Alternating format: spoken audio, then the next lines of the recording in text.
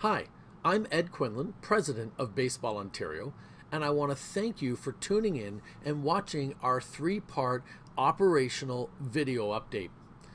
The video update is going to focus on where we were, where we are, and the resources that are available. So let's get started.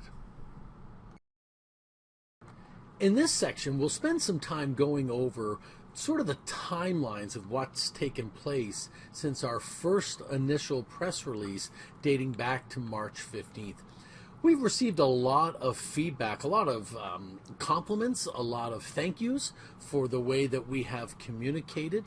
And then we received some really good constructive feedback that suggested perhaps we needed a place where everything can be housed and sort of not in 3 or 4 different press releases or 2 or 3 different memos. So we're going to walk you through the timeline and share with you what we've done in light of that feedback.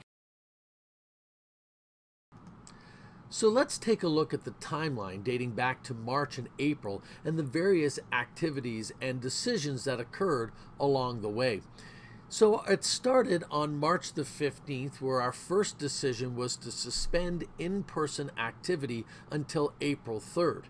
We then immediately suspended all of our clinics, in-person clinics, for the remainder of 2020, and we shifted our Level 3 umpire clinic back to an exam year. So then on March the 18th, we shared our online platforms to help our local and affiliates continue to conduct their monthly meetings. And this was through Adobe Connect and our conferencing platform. And then on April 1st, we suspended in-person activity again until May 1. While all that was going on, this will definitely be one of the proudest moments I have looking back, and that is the success of the delivery of our NCCP online clinic. Our very first Baseball Ontario, Baseball Canada online clinic went live on April 4th.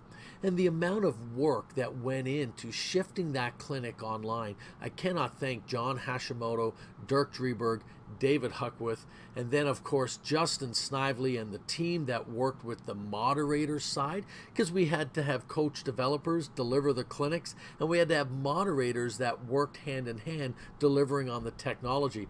It was really neat to see that, of course, the moderators were mostly umpire instructors, and just a real good synergy between the two. And since that date, we have run over 108 clinics since April 4th, well over 1,000 coaches attending. We just cannot thank you enough for that continued involvement and keeping baseball alive during the last several weeks. On Sunday, April the 5th, we held our town hall where we had approximately 175 people attend. This is where you were able to submit your questions. We narrowed them down into categories, and then we had a live Q&A at the end. Those videos are available on Baseball Ontario's website.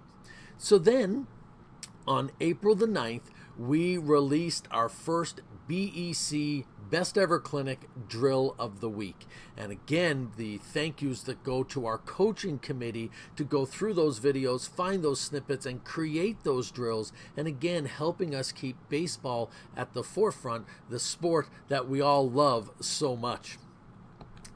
And then on April 15th, our umpire clinics went live. These are self-driven or self-directed e-learning modules on Baseball Ontario's new learning management system.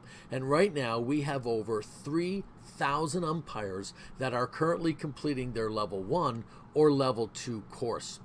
At this time, another shout out to Chris Wilhelm for the work he did in helping us ensure our online e-learning modules were ready in time.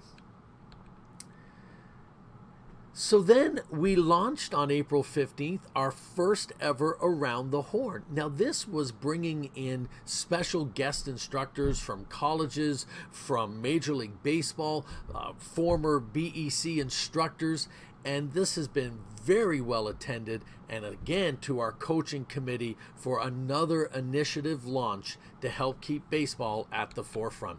Then on April the 20th, we had to continue the in-person suspension until May 31st. On May 6th, we shared with you in the Inside Pitch our Safe Sport update, which we'll talk a little bit more in section 2.